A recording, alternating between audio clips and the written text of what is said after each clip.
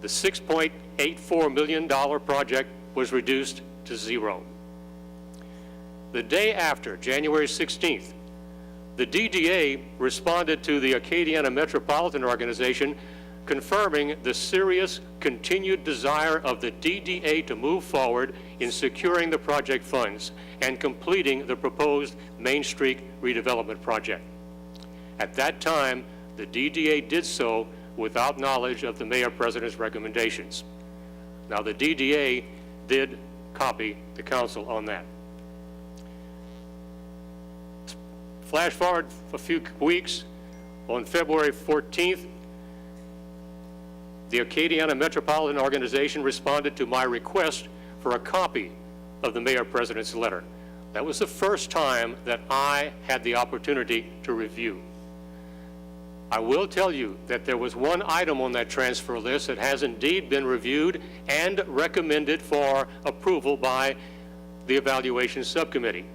And that recommendation subsequently went to the Traffic Transportation and to Transportation Policy Committee and approved. And that was a simple transfer of about $1 million from the I-49 project to the completion of a roundabout at Hospital Drive and Girard Park Drive.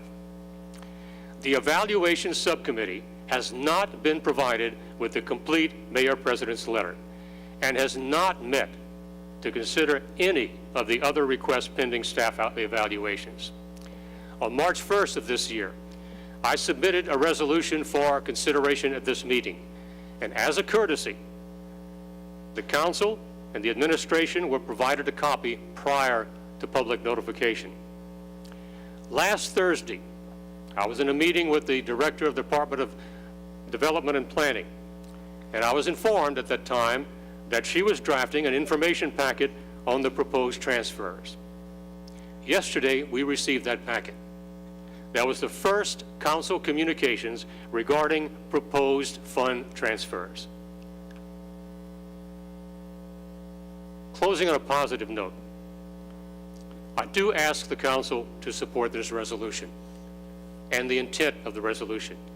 If nothing else comes out of this resolution, we now know of the Mayor-President's recommendations for the dormant project funds, and we now have the opportunity to evaluate and provide direction.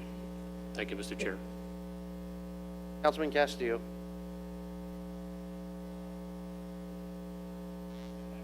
Councilman Lewis. Thank you, Mr. Chair. I just have a few questions. Someone from the director, Ms. Danielle, can you come up, please? And Melanie? I want some clarification because I'm getting, I appreciate what Mr. Conk said, but I want clarification. When this all started out, can you inform the council how this process starts and ends and the middle of it? I'll defer Melanie, please. Yes, I'm Melanie Bordelon I'm the Transportation Director for Acadiana Planning Commission, and I oversee the MPO. What has happened is over the years we have had projects. When we first started as the Acadiana Planning Commission, we had basically more money than projects. Now we're getting to the point where people are utilizing our funds, and these are funds from DOTD. It's not a grant, but it is funds through our DOTD process for transportation projects. And we had several projects that were kind of sitting on our books, and there was no movement due to inactivity or, I guess, concerns and issues from the various entities. So one of the things we developed, and before we developed that, we developed a transfer project policy. If an entity had money allocated to one project but really wanted to move it to another project for various reasons, we were starting to see some of that. So our committees, we have a technical committee and a policy committee. The policy committee has the ultimate decision-making, they're the decision-making body on this.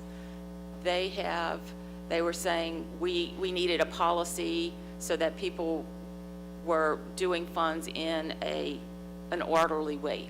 That came up. Then the next thing was to develop a dormant project policy. And what that is any project that has sat on the books for over a year with no activity, we want to see it move forward. Those projects, you have the option of whoever owns the project can either come to the committees and say, look, we know it's an important project, we've had these things going on, we would still like to continue with the project.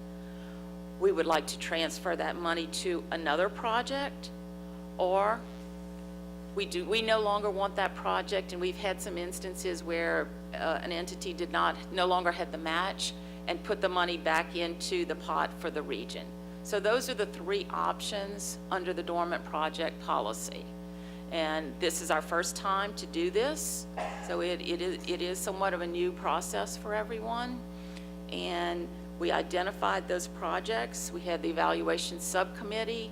We went through each of the projects that met the criteria, and we discussed each of those projects with the subcommittee, and they suggested to send the letters, recommended to send the letters so that we could get some movement on these projects. So if this would pass the resolution by Mr. Cox, what happens if we defer? What would be the scenario if it gets deferred? If it gets deferred, part of that will have to be decided by the policy committee, because the dormant project policy wants a response. We asked for 60 days as a response to let us know what they were doing, and then 90 days after that to do the action. If it's a transfer, then we want to transfer. If it's coming to those committees to let them know what's going on in the project. So we wanted to give enough time to do that. The big thing is the April 15th tax day is our deadline for getting transfer applications into us at this point. The big thing on the deferral, we want to have this decided by our meetings in July, which are July 10th and then the 17th for the policy committee. Because in September is when we will be looking at our new round of funding. So we would like to know if there are funds that are going back into that pot. If you defer, we can bring it to our policy committee, but they are ultimately the ones who will decide what happens, what happens if you want to defer. Well, I think there is around $6,800, million dollars a little bit, $6 million somewhat dollars. But there are some projects that the mayor identified that can move forward. And if I'm understanding correctly, $1.5 million for a certain project and another $1 million for a roundabout. But that $3.8 million for our university corridor, the study, that's pretty much ready to, almost shovel ready, I would say, compared to some of the other projects. It's not shovel ready, but you do have that initial study that was done. We have some guidelines. We have a typical section. You've done some of that first stage of work for that project. So the $6 million somewhat dollars, the study, part of it has not been done. The other remaining funds. That's why. My question is, that's the reason why he's called it dormant. The $6 million, because the study had not been done. A study had not been done. A scope has not been developed for that over this time period. And how long would it normally take for a scope and project number from the state and whoever's involved? And the Main Street project is it could be a very difficult technical project with the utilities, right-of-way, and all that's involved with it. So it could easily take close to 6 months to a year to get that all worked out when you're talking about utility company, LUS and the city, and do you have right-of-way? What kind of typical section do you want? So it would take a while. So is there any way possible that we can leave some funds there so they can start with the study, do the scope project? That's a decision for LCG. And we have put in our recommendations that we would be willing to do a corridor study for downtown with those monies. Yeah, so y'all had We've noted that conversation in the package. It wasn't in the letter that the mayor sent to the AMPO, but I think we're happy to reallocate those monies to allow for a corridor study in downtown. And how long would that take for that study? It's hard to say. I think you say maybe it's a year, 2 years? Probably a year between, from funding to completion, it'd probably be about a year. And Because how you have to can- get a project number, select a consultant, get the study done. University Avenue ultimately took about a year. Yeah.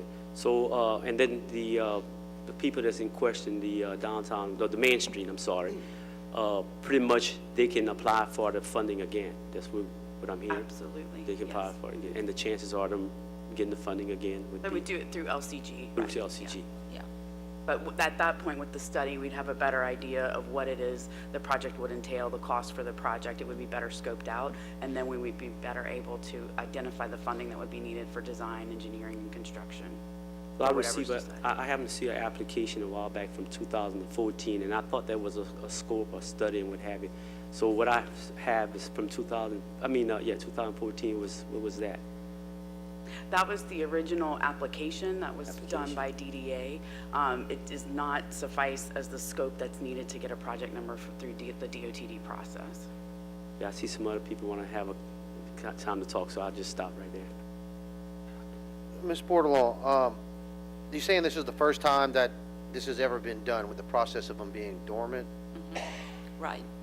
And then you stated that there's a deadline. What was the deadline that you would need? What we did is in our letters that went out for it, we gave the entities 60 days to respond, to let us know what they were doing. And then after that, another 90 days. In particular, if you're transferring funds, there's an application you fill out, and we work with all of our entities on those applications. So it's one of those, we help with that.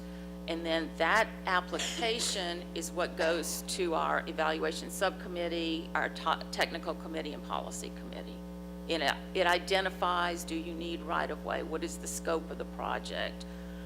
We have a purpose and need. What are your costs going to be? Are you going to pay, if it's a project, would you do a study in one fiscal year, then the next fiscal year you're engineering, the next would be right-of-way, utilities, and then construction. So it just kind of maps out the project. And I'm going to put Mr. Conk hot and Mayor President Roberto hot. This is what I'm gathering is that it came up and Mr. Roberto made the recommendation and the council wasn't aware of it, or would someone just enlighten me on the process of why we're here with this resolution? Is it because the council didn't have a say-so in it? No. Mr. Roberto, can you explain the process? I know this was the first time, and I have Mr. Conk hot too, just to get a better feeling on this. Sure, thank you. Yes, the letters went out in November. We had 60 days to respond, which is the January deadline, which we did respond. And I guess the most important point I think that needs to be made is once the letters were received and I was required to take action, I met with the experts. I called in Public Works, I called in the Department of Planning, I called in LUS, and I said, here are the list of projects that they're saying are dormant, this particular one since 2014. Tell me what's feasible and what's not feasible. I'm not making that decision. I don't want to politicize it. And truthfully, the council shouldn't be making the decision of what's feasible and what's not feasible. They made the recommendations to me that this is what should happen. That's what I put in the letter. Subsequent to the letter going out, DDA reached out, obviously, about the transfer of the DDA project. Not to go into bore you with all the details, but again, it was a 2014 project. It requires a 20% match. That's $1.2 million. No one on the council since 2014 had ever put in a request for that matching money. It said that there was going to be private money raised. No money was ever, there was no movement. There was nothing that had happened in that period of time. In my subsequent meeting after the letter, though, we discussed the possibility of hanging on to some of that money, modifying my letter, and saying, look, why don't we do an engineering study similar to what we did on university, which, by the way, the council has allocated money to University Avenue. The matching money's already there to be able to spend that money. Why don't we redo the request, hang on to some of the money, perform a study to see how much is it going to cost to relocate utilities? What right-of-ways do we have, do we not have? Let's do an entire study of that corridor, and then we will have a much better idea. And I'm certainly willing, and it's in your package, where we mention that subsequent to the letter, here are the meetings we've had, and that we are certainly willing to make those adjustments.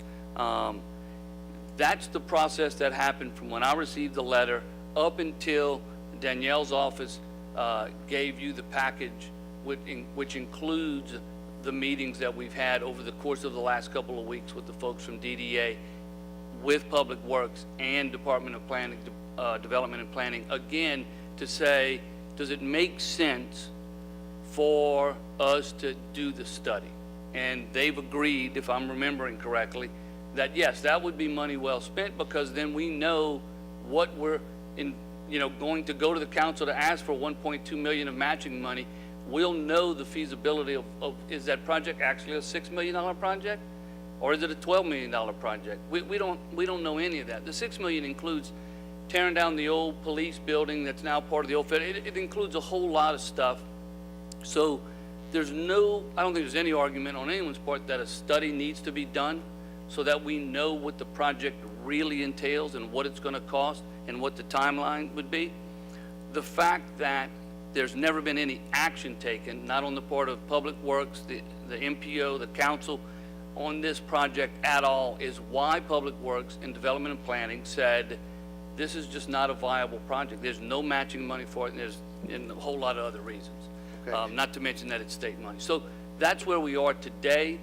I believe the resolution makes it a political, because you're saying this is what we want to do. It doesn't matter what Public Works and Development and Planning is saying is a good idea.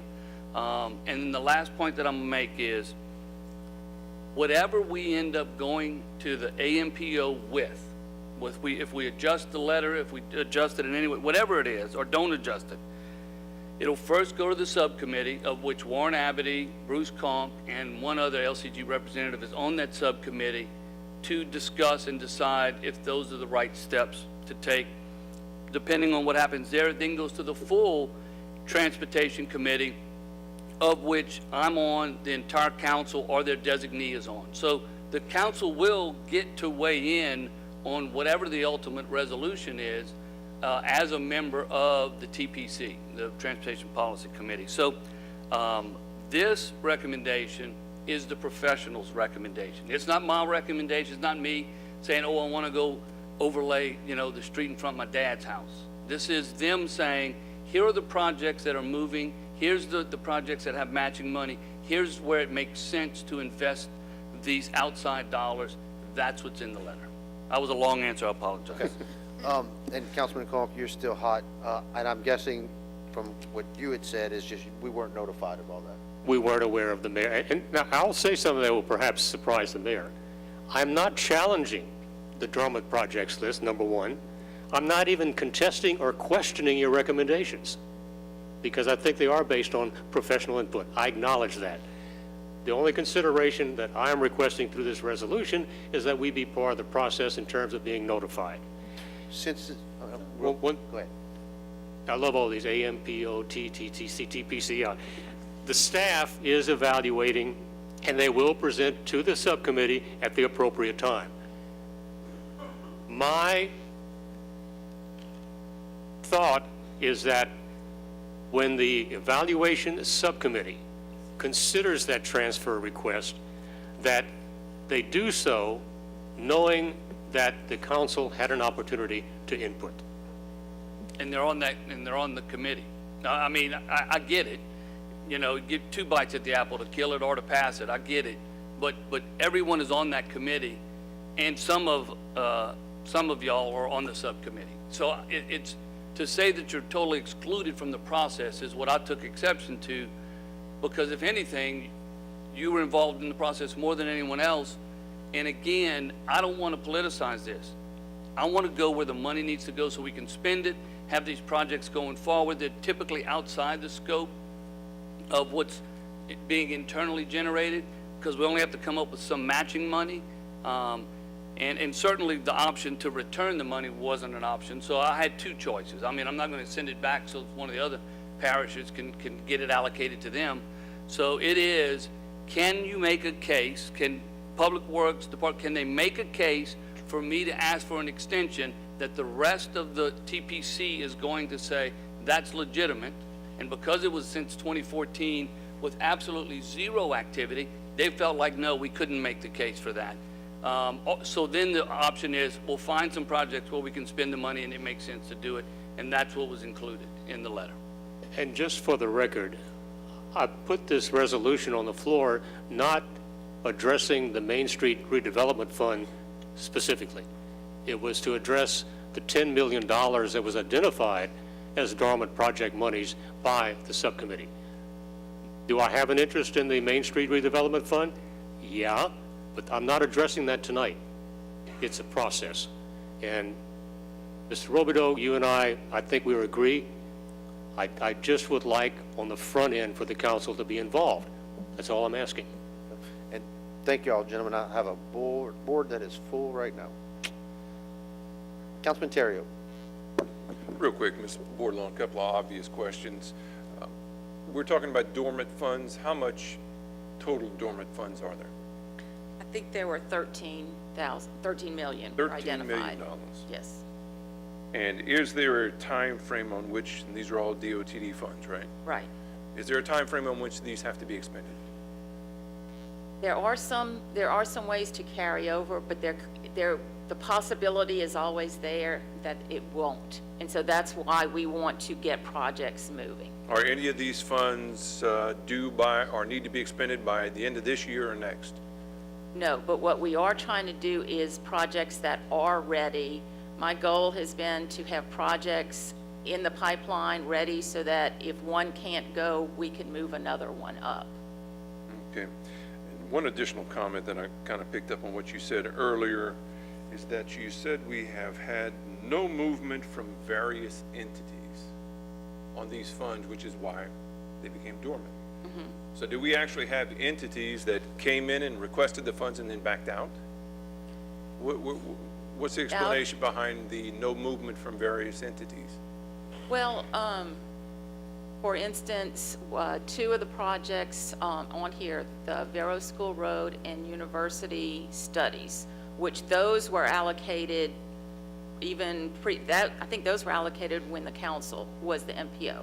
One thing, Ms. Bordelon, be very careful. Don't say there's no movement on Vero School Road. No, Somebody in on here this is really particular- going to no, get you. no, Don't say that, No, please. it's on an environmental assessment. I got you. For a portion south of there. And what happened is those two projects actually came in, the cost came in almost double what we had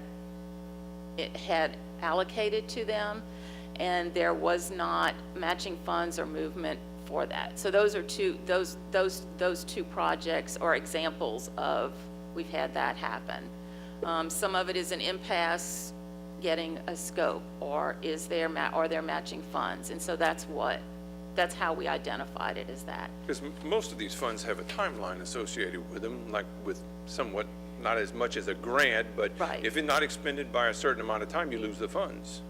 It is, but we also, as a TMA, which is a Transportation Right. Management Area, which is a larger MPO, we do get to bank some of our funds. It's not as much use it or lose it, but after it gets past 3 to 5 years, then you start having problems, and the potential to lose is there. Okay. That's all I have for now. Thank you so much. Councilman Boudreaux. Thank you. Ms. Bordelon, you just indicated that the MPO, which is now represented by the Acadiana Planning Commission, was formerly this council. Right. Very quick history. How did the Acadiana Planning Commission become the MPO? In 2012, the MPO designation is based on census information, and it's census identified urbanized area. Prior to that, The MPO was housed, we were housed in Lafayette Consolidated Government staff, and the governing board was the LCG Council. As it grew to, in 2012, it was designated, and it grew south to New Iberia.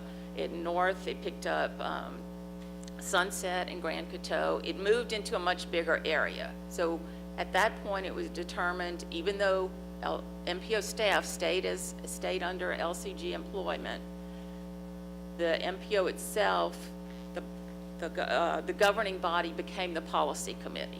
Is it safe to say that the growth that you described actually took place prior to the redesignation to the Acadiana Planning Commission? Wasn't Yes. those areas part of the MPO before the transfer Right, was made? Right. In 2014, that's when the council gave that governing body to the policy committee. And at that point, there were 10 seats for the council on the policy committee, council for LCG So on the policy I'm committee. just walking you through it, but I want you to give the facts so we Right. can kind of understand Right. why we are where we are. And in- So in 2012, although there were many communities outside of Lafayette who was part of the MPO, the financial responsibility and obligations were only being met by the Lafayette Consolidated Government.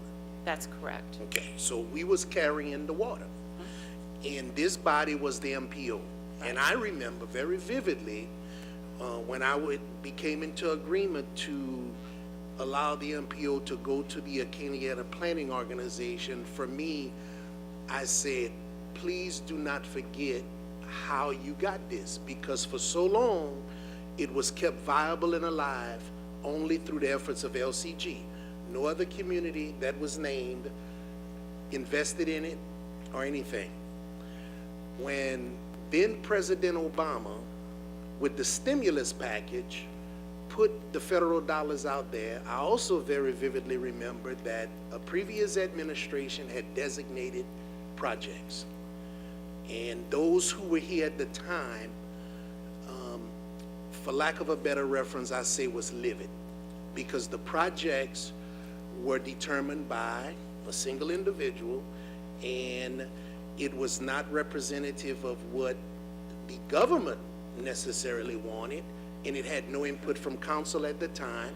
And since the council at that time was the actual MPO, that was then amended, and stimulus money by name was distributed throughout Lafayette Parish to stimulate much, as opposed to an agenda. For me, the double turn lane at the corner of Pinhook and Carmel Drive was built with MPO stimulus money from President Obama. So traffic is no longer backed up way in front of the Carmel light, almost to Bro Bridge, for people to turn left on Pinhook. So I think, as I appreciate it, that is what is trying to be addressed here. What I've heard here and what I have read over the last few weeks, the Mayor President responded to some requests as they were presented. This body has an expectation, even with those appointments, the fact that this body was once that group that controlled all of that. And that was some of the talk at the time, was no other community, Iberia, Sunset, thought they would get anything because LCG controlled everything. But we were the only one investing into them people, because y'all were all employed here with our funds. So I guess just to keep it simple and bring closure, I don't know that, Mr. Mayor, that it's politicizing it. It's almost the same process we use for regular budgeting. The professionals in the field, the directors from the respective departments, submit the things that they say should happen. The council reviews it. Almost the majority of the time, at least, it's approved, because again, they're the professionals, and every now and then we need to have a conversation about why wasn't this included, why wasn't that, did you think about this? And when those answers are given, we keep it moving. Based on this one is gone. Could there be a process that, or could you agree to simply, in the future, share these with the council, even with those representations, just because we're the legislative body of this government, as you are the administrator, and you have the first look. Is that, I don't think it's too much to ask. Can we do that? Thank you. No, I actually think that's a very reasonable request.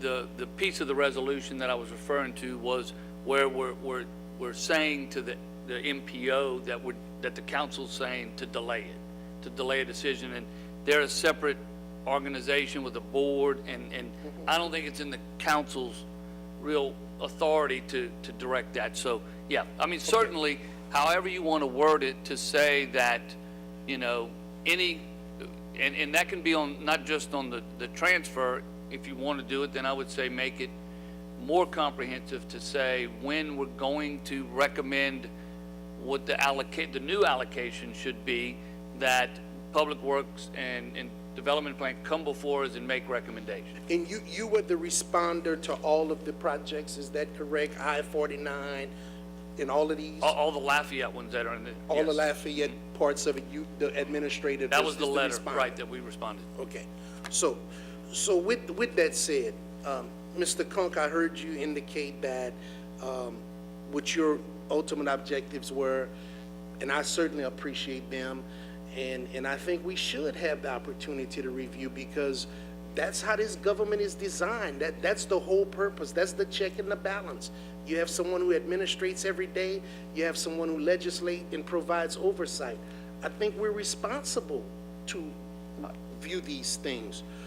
But to move beyond this, if you are not contesting projects, now if you are, take this off the table, but if you are not contesting this, I think the point has been well made, and we have an agreement that in the future I will share with us. Could we possibly amend this resolution if it becomes problematic? I know you're going to be intricately involved in the process anyway. You was just traveling and on vacation at that time.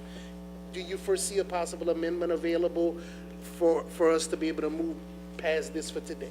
Actually, Mr. Boudreau, I'll go one step further. I'll withdraw the resolution because, as you have stated, I've made the point that I want to get it across to the general public and to the administration.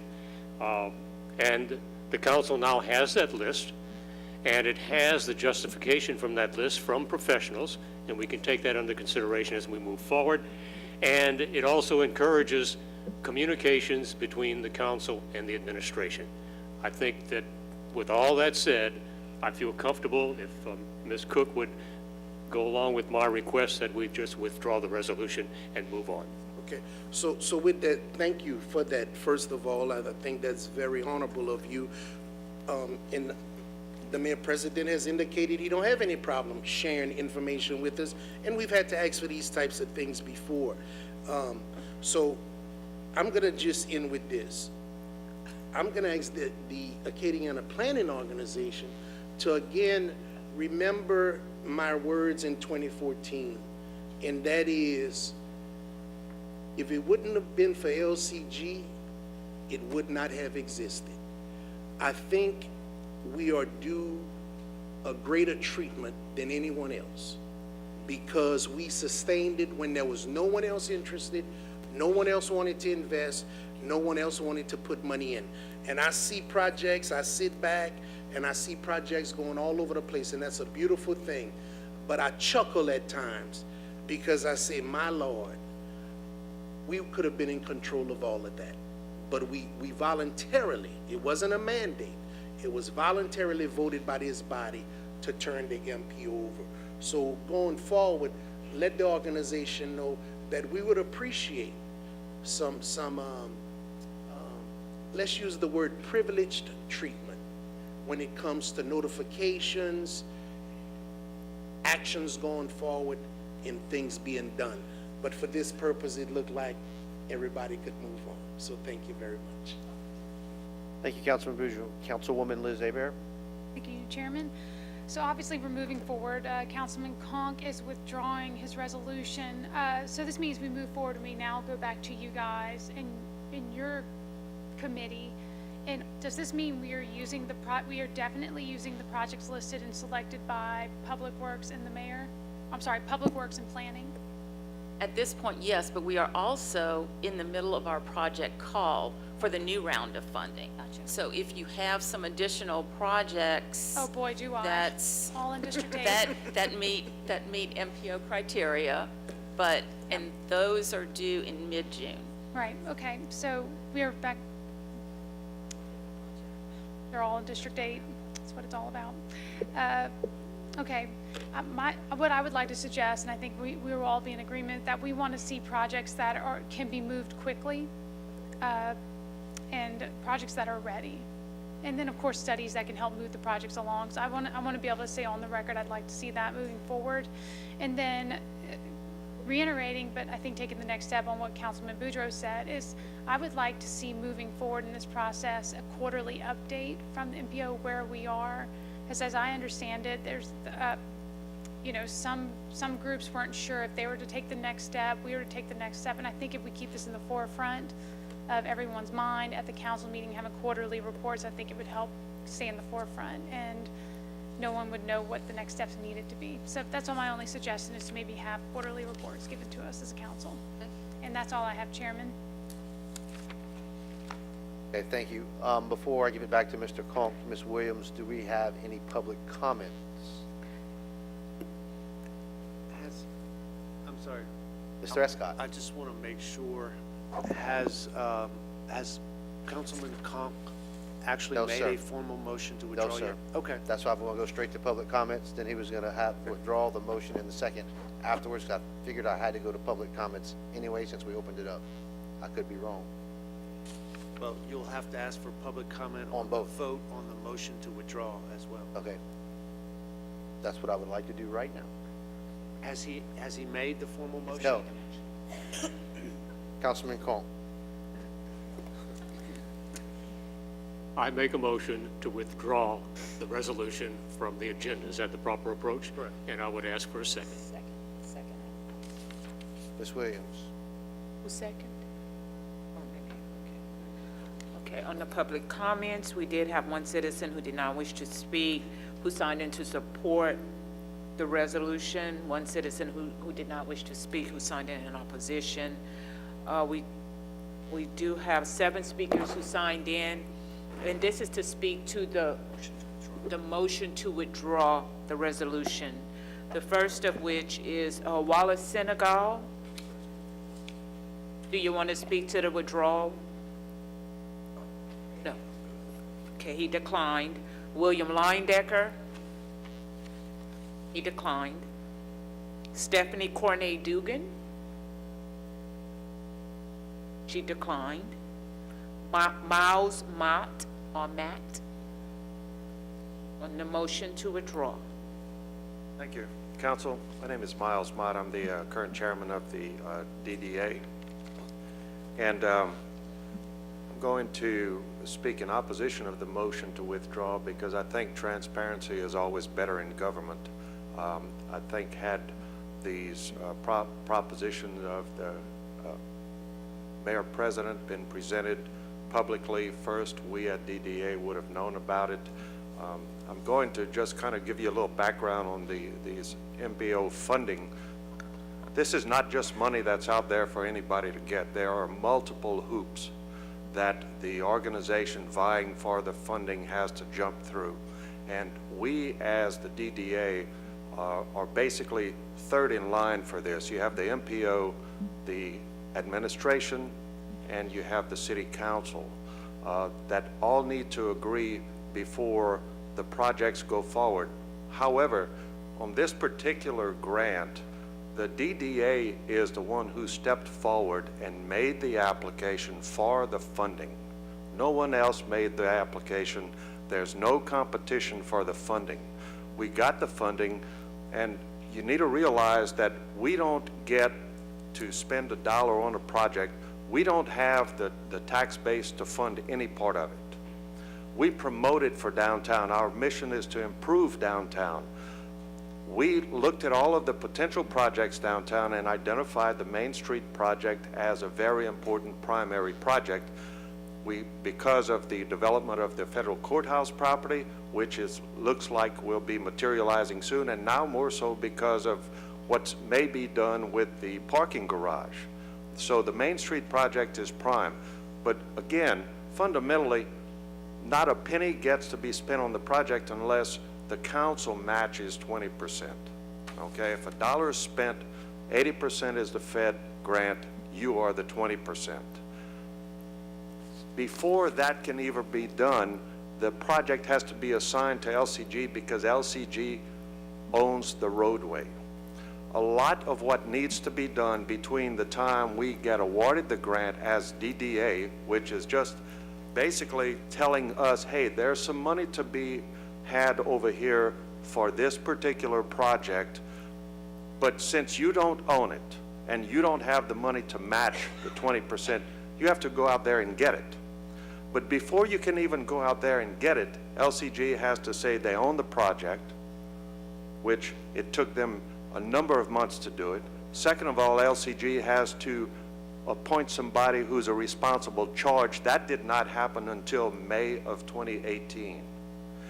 Then the state has to give a project number. We can't take a step forward without a project number, and incidentally, we're working on that now, and we intend to receive it basically momentarily. But I guess what I need to say is this. This is not the battleground before you folks for us to fight as the DDA for the project. We have the potential to use this money that we got, the potential we got on our own. And we're not just going to sit down and allow it to move forward and be used on other projects until we have the opportunity to present the project and present it to you folks as the council to make a decision of whether you're willing to spend the 20%. But before we can even do that, we have to convince the MPO and APC that we're moving forward and doing all we can to do that. And we intend to get the project number, do what we can to move the project forward, and we need to convince the TPC and all the other alphabet soup that maybe that we get to keep the money. But we're not going to give it up. And if we get to a point where we have a viable project in our mind and we want to get that point where you get to make the decision if you match the 20%. So that's where I think I'm going to circle back to the transparency in government. I'm against tabling this because if all of this would come out, I think that entities like us, but particularly the DDA, would have a better opportunity to sell our project. And to just say, well, it's dormant, let's use it somewhere else, you can apply again, we all know that doesn't work that easy. Okay, thank you very much. Thank you, sir. Councilman Conk? And Miles, you know I'm a champion for DDA in downtown Lafayette. This has not killed any possibility of moving that project forward. I think you speak about transparency. We have been very transparent tonight. We now have a list. We have the professional justification from the administration. I would encourage the Downtown Development Authority to take an official position. And if that position reflects what you just stated before the council, then do so. Come back to the council. We have time. A final decision will probably not have to be made until July was the date? Yeah, July. Yes, and I'll just address that, Bruce. The DDA has no problem taking an official position, but this particular project is hard to do it because it's a moving target. Now that you've mentioned it, we can go back and do that. Thank you, sir. Ms. Williams, any other speakers? Pat Trahan? Pass. Final speaker, Anita Begnaud. Ms. Begnaud? On the motion to withdraw. Good evening, everyone. I'm Anita Begnaud. I'm the CEO of the Downtown Development Authority. Thank you for allowing me to speak to you tonight. Since we've changed the subject a bit to the deferment, the removal of the resolution, I just wanted to talk about the next steps that I believe that this council should be taking now that this is not going to move forward. I think the point was well taken about communication and transparency, and I hope that that continues. The purpose of it was originally to mandate communication moving forward. We have been communicated with as the DDA throughout this process with the administration, and we appreciate the time and energy that they spent talking to us about this. But I encourage the council to take a deeper dive into these dormant projects. The project that we have spoken about a lot tonight, the Main Street project, was applied for in 2014 and awarded in 2015, and it has not moved forward since past that very much further, other than discussions, emails exchanged, and multiple meetings. To me, that's unacceptable. What a great opportunity in our downtowns, particularly with the private investment that is coming online with the old federal courthouse development and the RFP that is soon to be released on the Buchanan Garage directly across Jefferson Street and straight down Main Street from the old federal courthouse. We're talking about millions of dollars of private investment, and I encourage us to look at the public investment follow-on for Main Street in accordance with that private investment. We have an opportunity and $6.8 million already dedicated toward that project. As you reflect on the documents that you've received over the last number of weeks and days, and you think about that money being moved and matching funds, I want to point out that none other than, I believe, University, and please correct me if I'm wrong, are any further along than the Main Street project. They are not engineered. There has been no cost matching from this council approved. And so I ask again, as you look at these dormant projects, what is further along and more ready than Main Street? It's a conversation worth having. We should be evaluating usage of funds from a federal standpoint. Timing is important.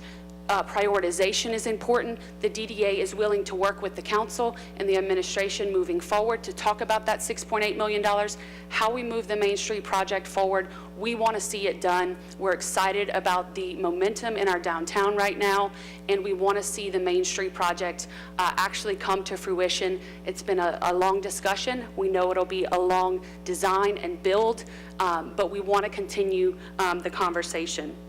With that, I would like to once again point out that this resolution we talked about wasn't actually to focus on any projects. However, Main Street was brought up, so I figured I'd talk about it. It's a broader issue of careful examination of nearly $10 million of federal monies allocated for transportation infrastructure projects and transparency in the process of transferring funds.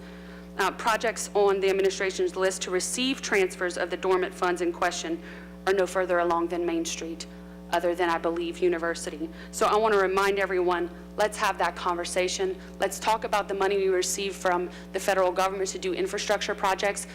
Let's make sure that we work together to fund those projects from a matching standpoint and get those projects built. Thank you very much. Councilman Kong? Anita, if you don't already have it, I will provide you with a copy of what was the administration's professional input on all of the dormant funds transfers. I'll get that to you this evening. I'd appreciate that. Thank you. Thank you.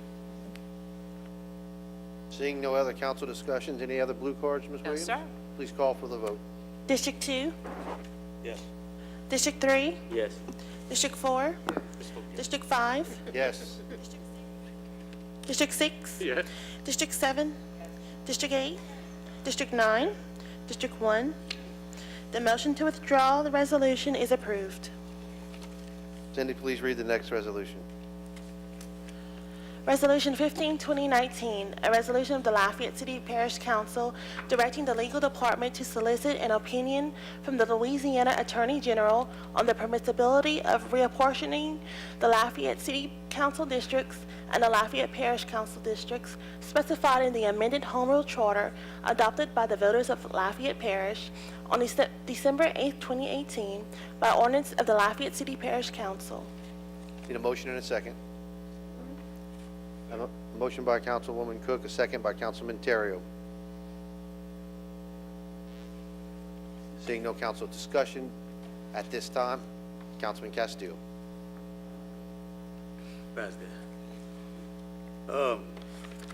Council members, we received an opinion from our legal counsel. If you look at the report, there's 4 attorneys that we had work on this opinion that Mr. Bellard asked for. If you read it, it tells you that there's 2 attorney general opinions inside of the document already, how to handle this this process, and the process is through ordinance. And if asking for another Attorney General's opinion, in my opinion, it's just, to me, a political stall tactic, because this document is very thorough, pretty good size too. So, I'm not gonna support this. There's no reason for another Attorney General's opinion on this issue. Our charter dictates how things are handled, and the people voted a certain way, and that's the way that this governing body should take it. That's just one council member's opinion. Mr. Escott, I have a question for you.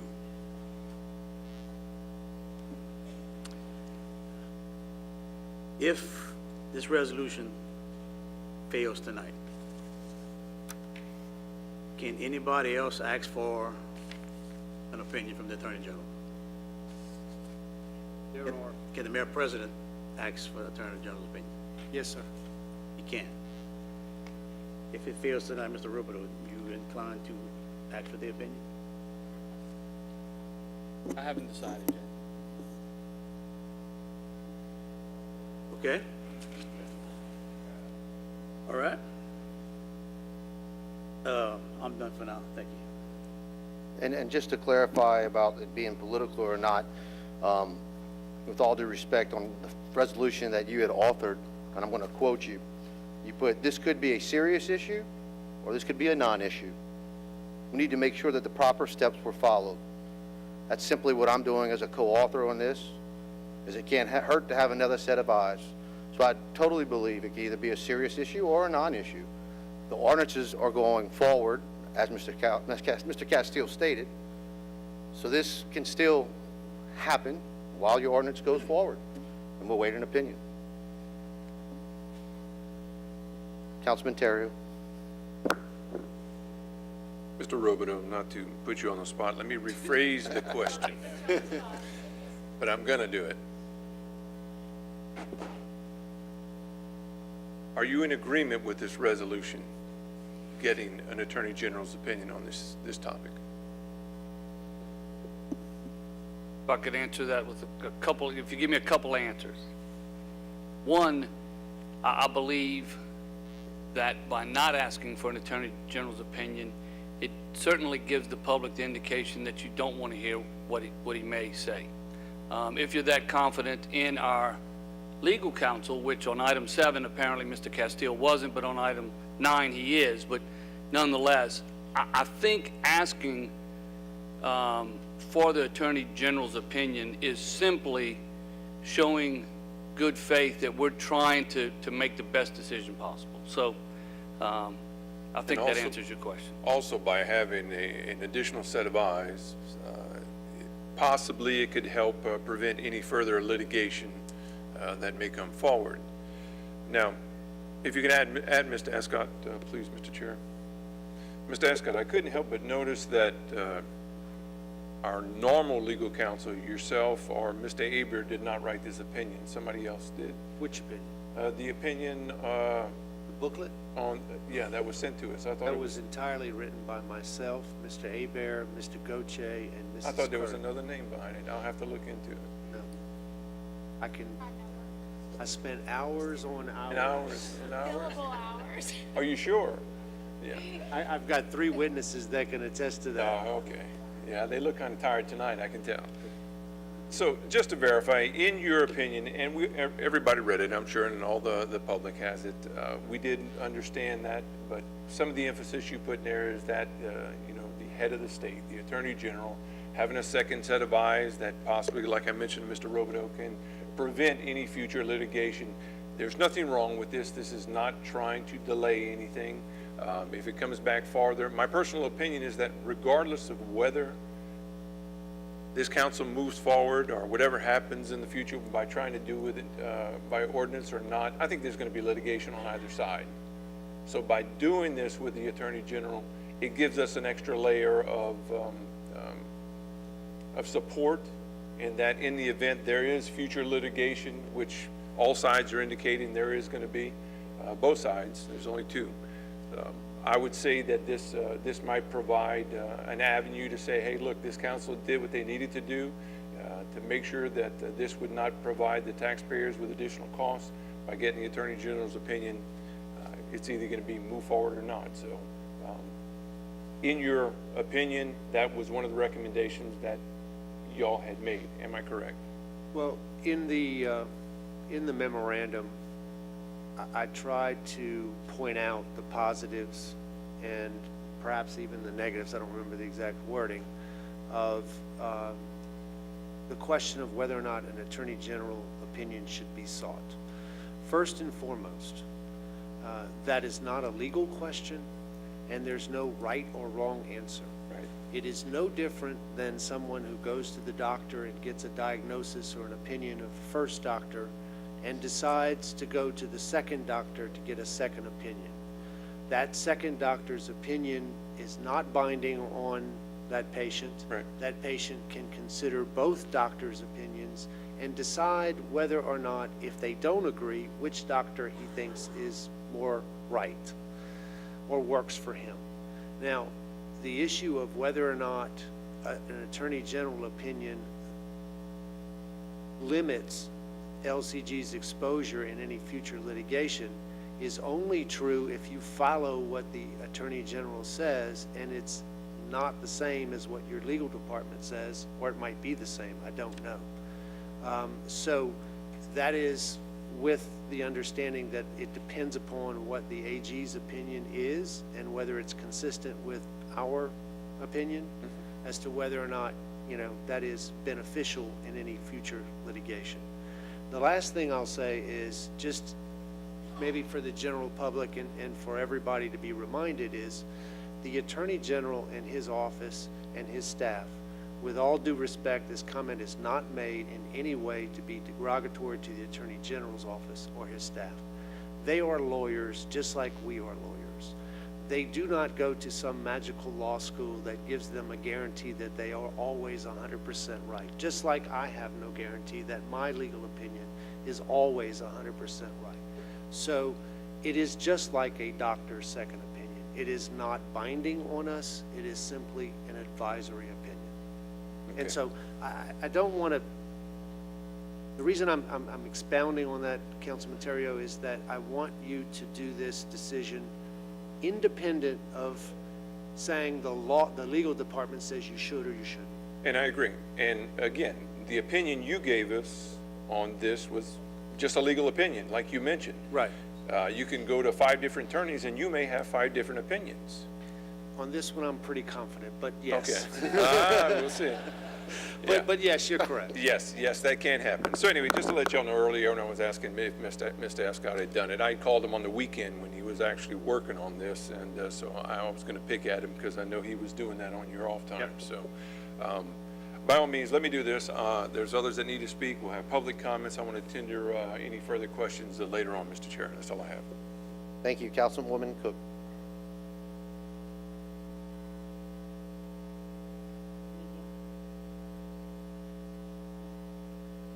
Your mic is hot, ma'am. Thank you, Chairman. As one of the authors of this ordinance as well, I felt like I wanted to speak to it in terms of where I was coming from. You know, I respect our legal team. I believe that they give us good advice that we can follow and you know, live with for the most part, most of the time. But I do feel like it's always good to cover all your bases. But I am confident in the legal opinion that we've gotten, so that I'm really not concerned about getting another opinion, as maybe some people are worried about, oh my goodness, what is this other opinion going to say? The word opinion to me really suggests that all of these are opinions. And so if I use the analogy, if I were, you know, if a doctor were to diagnose something that I would have and they would suggest a treatment that I really wasn't aware of or wasn't familiar with, I would seek another opinion. But at the end of the day, because I trust that particular doctor, I would probably refer back to him for my decision. And I guess that's where I am with our legal team. I do feel like they've given us a good basis to make a decision on this. And we've also got an opinion from the Secretary of State, which somewhat kind of lines up with this opinion already from our legal team. So you know, if we're going with odds, I'm figuring our odds are pretty good that even if our opinion that we get from the AG, which I still feel confident based on a conversation I had with Mike Hefner earlier, that he feels confident that the decision that the AG, in fact, is something that they defer to him. He seems to be the expert in that field. So again, I'm very confident that maybe these opinions from the AG might necessarily not be as you know, unwarranted or unwelcome as some people are concerned about. So this is not a political move.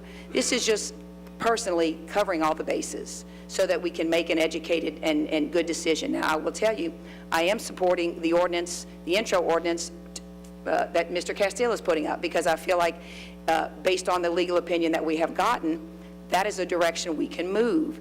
And so we need to put that in place so that we can move forward with that when basically the time comes to do that, based on any in particular opinions that we get from the AG. So again, I'm just covering all the bases that I feel need to be covered by asking for this AG opinion, and that's strictly where I was coming from with it.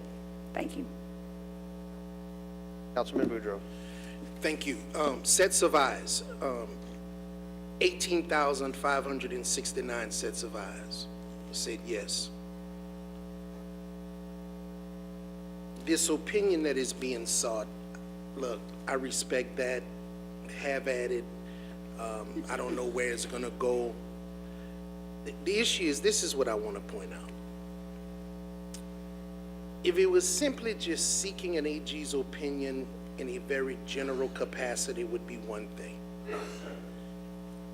Our attorney has very eloquently indicated how lawyers are viewed, and the 4 lawyers who worked on this and produced this great document, who we pay a lot of money to, which I would imagine, I would be curious to know if it even cost us anything. If it was just comparing that set of lawyers to the set of lawyers at the AG's office, maybe we would still have some basis of argument. But this is where the scales balance in favor of the people. The majority said yes to the initiative. We get to this point, and not only was it the people, but a demographer, a clerk of court, and a register of voters said that this is the way to do it. Forget the council members who's advocating one way or the other. Remove the lawyers from our team or the AG's team and go to the independent professionals in the field, like we talked about professionals in the field earlier, identifying projects, and then other people say we should put eyes on those projects and eyes on this and the sharing of information. It's interesting how things are always a matter of convenience. So remove us and look at those independent entities. And then when you get to the demographer, recognize the fact that he is a lawyer also, but he's not on the LCG team and he's not on the AG's team. He went to school to become a lawyer. And then apply the fact that he is actually the guy who is the expert witness for the Attorney General's office in normal instances on issues like this. Now, unfortunately, he may be recused from this particular matter because he was the demographer on the case. And then we bring in our wonderful Secretary of State, who insisted this must be done by a revote, in anticipation of no pushback, no response, no reaction, no challenge. And after about a cycle of 15 hours, well, they have options. And then about the 24th or 25th hour is, you know, they're gonna have to decide, and whatever they decide, and I wanna meet with everybody. People, y'all see what this is, and that's okay. Because that's why they call it politics. The register of voter, the clerk of court, a demographer, 4 lawyers, the Secretary of State whose position moved. Don't make it seem like he's still in his original position. and the vote of the people. So, I mean, obviously, I'm not going to support this, but everyone has the right to ask for this in this manner that it's being asked for. If the mayor president chooses to ask for it in the event that this fails, obviously, he has the right to do that. And then, as it was said, the two opinions that's in this particular packet, as well as the opinion that is being sought, does nothing but give an opinion. And that opinion will be sent back, and those same 4 lawyers are going to be asked, and their response is going to still be what's in this document. So, if that's the route we want to go in, if that's the process we want to exercise, and we want to, talk about how much confidence and favor we got in our lawyers, but, I'm going to make this real personal. Y'all brought in a medical analogy. When I was diagnosed with cancer, many people came to me and said, are you going to Houston? Are you going to MD Anderson? Are you going to Baltimore? And I had been seeing Dr. Edward Brewer as my urologist for years, Dr. Schumer Don as an oncologist.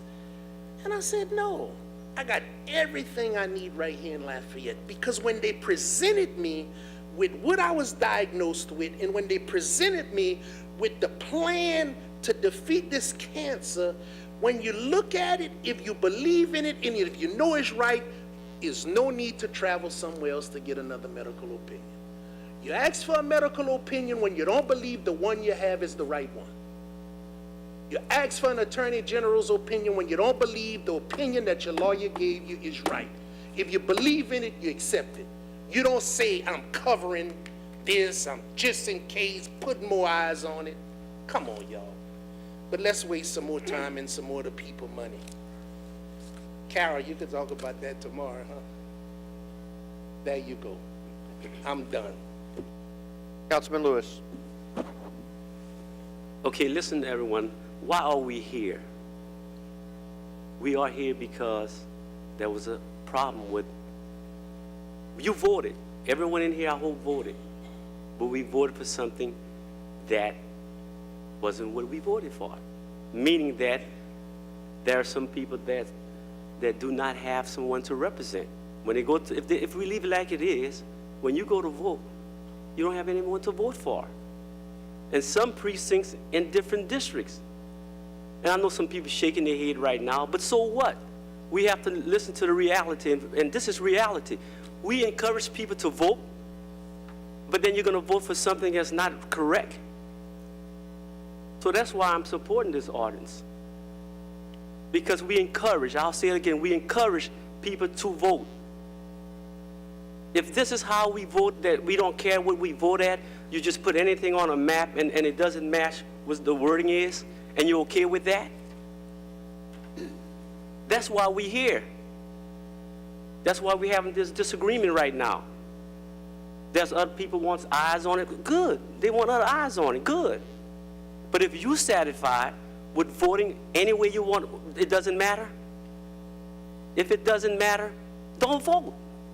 Don't encourage people to vote. And those that are shaking their head, I can shake my head too.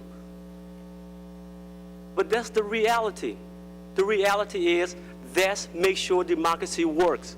We are Lafayette. We talk about one Acadiana. We better than that. That's why I hear all the time. But let's make sure we are better than what we're saying. That, hey, what we have right now, because two lawyers right now made a decision, and we're going to go with it. Let's make sure we do it right. A lot of people don't hear me talk like this, but I can. And this is one of the time I will. Because I'm tired of seeing people shaking their head when something is said because they don't want to hear what reality is. That's enough of that. Again, this is what democracy is. And I'm sure some people that are shaking their head, they probably don't even vote. Thank you. Councilman Nakian. All right.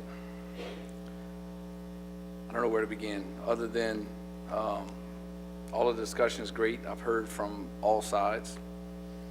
I guess I go back to the basics, from what I gather. and my homework and understanding things is when the people went out to vote on the charter, they knew what they were voting on.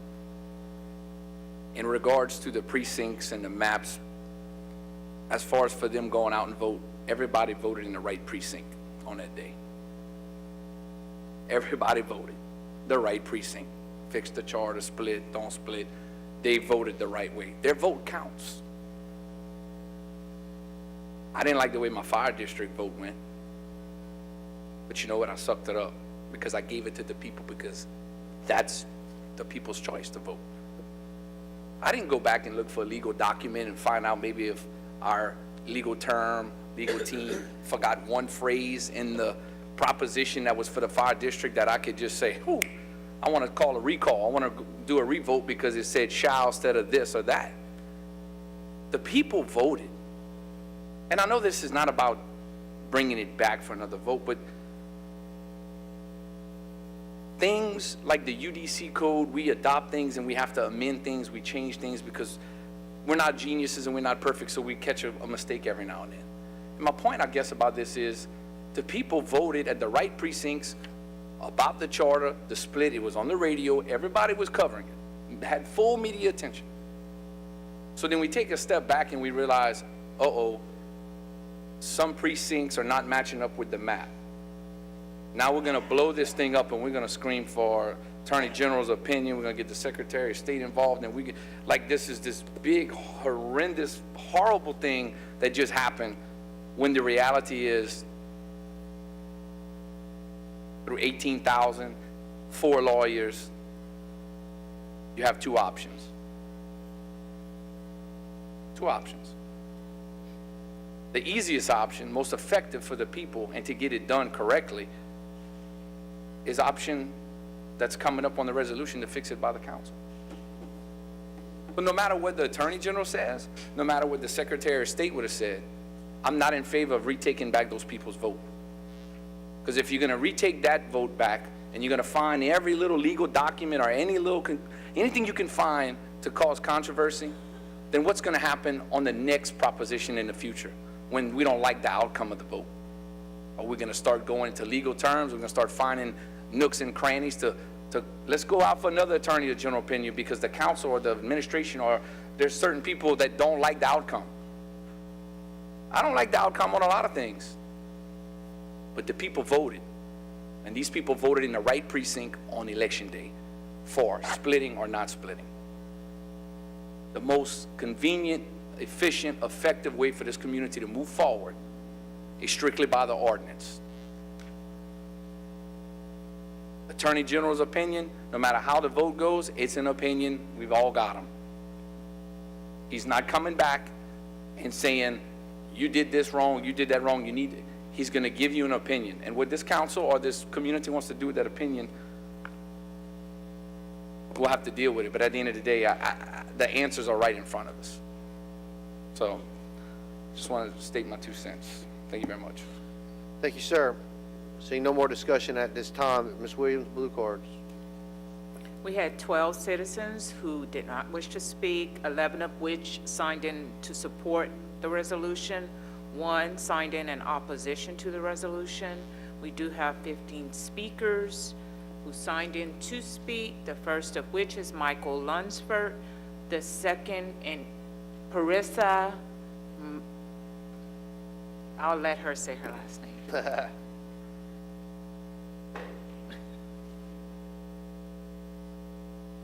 Hey, good evening.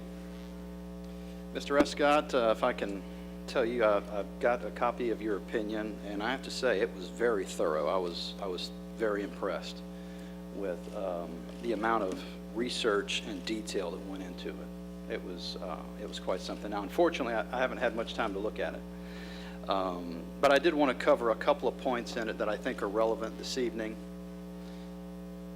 That maybe you guys hadn't thought of.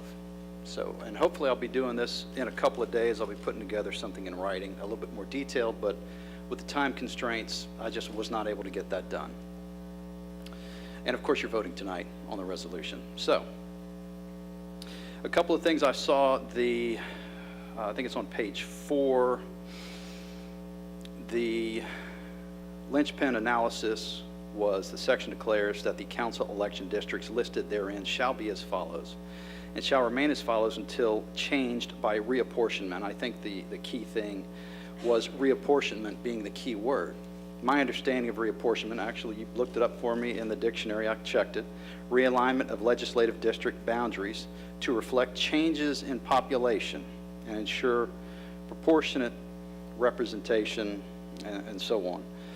So the point I bring up is changes in population is the key word here. Word changes in population. What changes have happened since December the 8th? There haven't been any changes since December the 8th. The loophole section, I believe, was on the next page, page 5. Language of section 202 contemplates a reapportionment following official publication of the federal census, but is silent on whether reapportionment can be accomplished between censuses. And I call that a loophole because it's, maybe there's a question there, but I wanted to pull up an ordinance I had from 2011. And one of the key things that jumped out at me, and by the way, for the record, is ordinance O-096-2011. How am I doing? One of the whereas clauses is, whereas the 2010 federal census has now been performed. The next whereas clause, the Lafayette City Parish Council, pursuant to and in accordance with the federal census, wishes to, and so on. The ordinance being presented as item number 49, introductory, doesn't have any language like that. In fact, the only thing it really says in the whereas clauses that jumped out to me was that the December 8th ballot contained certain discrepancies, errors, and omissions, and that was one of the reasons why it was coming forward. That doesn't sound like a change in population to me. So I'm just bringing that up. Let's see. One of the ordinances mentioned was O-319-2011 as an example of a time when, after the census, and two ordinances were issued, one in direct relation to the census and then the next one to make adjustments